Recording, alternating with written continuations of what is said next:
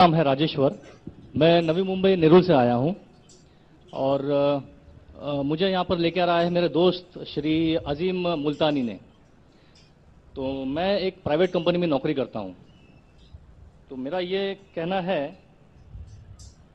हम लोग जो बोलते हैं कि मैं हिंदू हूं, मुसलमान बोलता है मैं मुसलमान हूं, सिख बोलता है मैं सिख हूं, क्रिश्चियन बोलता है मैं ईसाई हूं, तो सब लोग अपने अपने धर्म का अपना परिचय देते हैं। तो मेरा सवाल यह है कि इस धर्म को बनाया किसने है,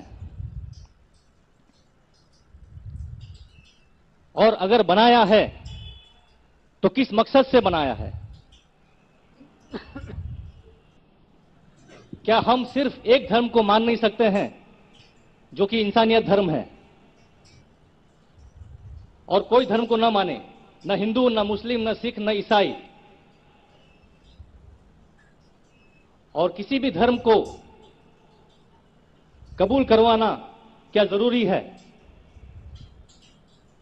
भाई साहब का अच्छा सवाल है, बहुत अच्छा सवाल है। और थोड़ा और एक सवाल साथ में इसके साथ में जुड़ा हुआ है सर, मैं पूछना चाहूंगा। बिना किसी धर्म को कबूले बगैर क्या इंसान नेक और सही रास्ते पर चल नहीं सकता है? और ये जो अपने अपने धर्म के गुरु हैं, वो किस लिए अपने धर्म का प्रचार करते हैं और किस मकसद से करते हैं? ये मेरा प्रश्न है। भाई साहब का बहुत अच्छा सवाल है। कुरान में अल्लाह ताला फरमाते, सूरह अल इमरान में सूरा नंबर 3 आयत नंबर 19 में, इन्ना दीन इंदल्लाहिल इस्लाम, अल्लाह के नजदीक सिर्फ एक ही दीन सही है, वो है अपनी जिंदगी अल्लाह के, खुदा के, ईश्वर के, भगवान के अहकामात के मुताबिक बसर करना। तो दीन होना चाहिए एक ही। ये कितने दीन किसने बनाया? इंसानों ने बनाया। आपका सवाल था किसने? इंसानों ने। हमारा खालिक, हमारा मालिक, हमारा रब, हमारा ईश्वर, हमारा भगवान, हमारा अल्लाह सिर्फ एक ही दीन बनाया, एक ही मजहब बनाया, वो है अब अमन हासिल करना, शांति हासिल करना, सलामती हासिल करना,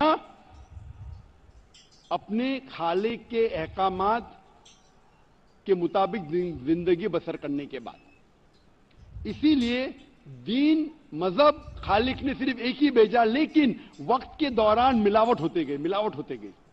मिलावट होने की वजह से अल्लाह ने दूसरे नबी भेजा, दूसरी किताब भेजी, फिर मिलावट हुई, फिर नई मजहब, फिर और एक दूसरे पैगंबर भेजे और एक किताब भेजे उसे सही करने के लिए।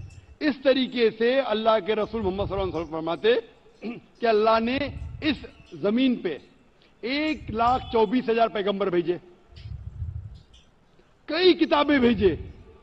आखिरी किताब कुरान मजीद। कुरान में लिखे रहे सूरह राद में सूरा नंबर 13 आयत नंबर 38 में, वलिकुल्लि कौमिन हाद, कि हर कौम पे मैंने पैगंबर भेजा।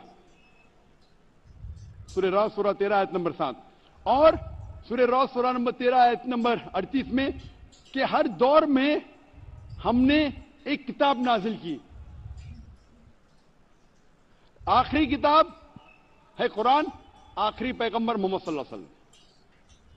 तो हमारे खालिक ने एक ही मजहब भेजा, हमने उसमें मिलावट पैदा की। मजहब का अगर सही मानी ले, हिंदू का क्या मानिए? हिंदू की क्या मानी? हिंदू की मानी यह है कि जो इंसान हिंदुस्तान में रहता है, जो इंडस वैली के इस तरफ रहता है, उसे कहते हैं हिंदू।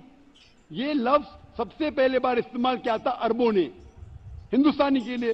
तुम इस लफ्ज के एतबार से मैं हिंदू हूं। उसके बाद लोगों ने कहा कि नहीं, हिंदू वो है जो बुत परस्ती करता, वो गलत है। तो सही मानी हिंदू के मैं हिंदू हूं। ईसाई के मानी क्या? ईसाई के मानी जो ईसा अलैहिस्सलाम के पैगाम पे अमल कर रहा है, ईसा अलैहिस्सलाम ने जो चीज सिखाई उस पर अमल करता है।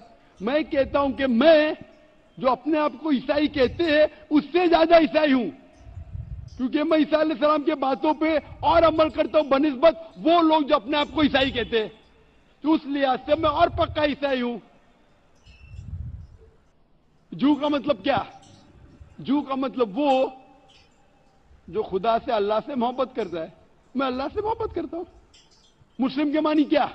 मुस्लिम के मानी वो इंसान जो अमन सलामती हासिल करता है अपनी जिंदगी को अल्लाह के अहकामात के मुताबिक बसर करने के बाद। मैं मुस्लिम हूं। आप समझ रहे? ये मिलावट बाद में आई। जो ईसा अलैहिस्सलाम ने सीखा उसमें मिलावट आई। तो इल्म है इंसान के जिस्म के बारे में। वो खालिक और सबसे बड़ा डॉक्टर है। वो जानता है क्या अच्छा है क्या बुरा है। इसीलिए खालिक जो कहता है, हमारे को बनाने वाला जो कहता है, उसके अहकामात पे चलने से अच्छे मुसलमान बन सकते हैं और सबसे ज्यादा सफलता मुसलमान बन सकते और इंसान बन सकते। मैं पूछना चाहता हूं, आप मानते हैं खालिक में? खाली का मतलब मुझे नहीं पता। बनाने वाला। आप एक ईश्वर में मानते? एक खुदा में मानते या अनेक खुदा में मानते? नहीं, मैं तो सभी जगह जाता हूँ, मंदिर जाता हूँ, मस्जिद जाता हूँ, लेकिन मैं किसी को मानता नहीं। नहीं, मैं सिर्फ यही मानता हूँ कि मैं भी मंदिर जाता हूँ, मस्जिद, मैं भी मंदिर जाता हूँ, मस्जिद जाता हूँ। एक पावर जो है, जो हमको रूल करती है, मैं उस चीज को मानता हूँ। एक पावर, दो पावर नहीं ना? एक पावर जो है, वही तो पूछ रहा हूं मैं। एक पावर को मानते हैं, दो पावर को मानते हैं? एक ही पावर को मानता हूं। मैं भी एक पावर को मानता हूं। मंदिर भी जाता हूं, मस्जिद भी जाता हूं, लेकिन मंदिर जाके बुत परस्ती नहीं करता हूं, मूर्ति पूजा नहीं करता हूं, क्योंकि वो पावर कहते हैं मूर्ति पूजा मत करो। मूर्ति मतलब वो पावर वाले को आप कम पावर दे रहे, बराबर ना? सारे पावर को मूर्ति में जा रहे। तो हिंदू मजहब कहती मूर्ति पूजा मत करो, ईसाई मजहब कहती मूर्ति पूजा मत करो, कुरान कहता मूर्ति पूजा मत करो। एक पावर, उसको पावर कहो, ईश्वर कहो, खुदा कहो, अल्लाह कहो, लेकिन एक है ना कि दो है? एक ही है। बिल्कुल से। एक पावर को मानते? बिल्कुल। यानी एक ईश्वर को मानते? बिल्कुल। एक खुदा को मानते? बिल्कुल। एक अल्लाह को मानते? बिल्कुल। आप मानते हैं कि बुत परस्ती, मूर्ति पूजा गलत है? गलत तो है, लेकिन मैं करता हूं। हाँ, यही तो बात है। आप मानते हैं गलत, अल्हम्दुलिल्लाह, करते वो गलत है। वो चलते आ रहा है, बचपन से चलते आ रहा है। मेरे परदादा भी कहते थे कि जमीन चपटी है, लेकिन मैं जब स्कूल में जाता हूं डॉक्टर बन गया। बट हम मूर्ति की पूजा करने की वजह से मैं मानता हूं कि मैं गॉड फियर हूं, मुझे डर है। मैं मेरे वालिद गलत काम से बचता हूं। हाँ, गलत काम करते हैं, लेकिन गलत काम से बचते, दोनों में टकराव है।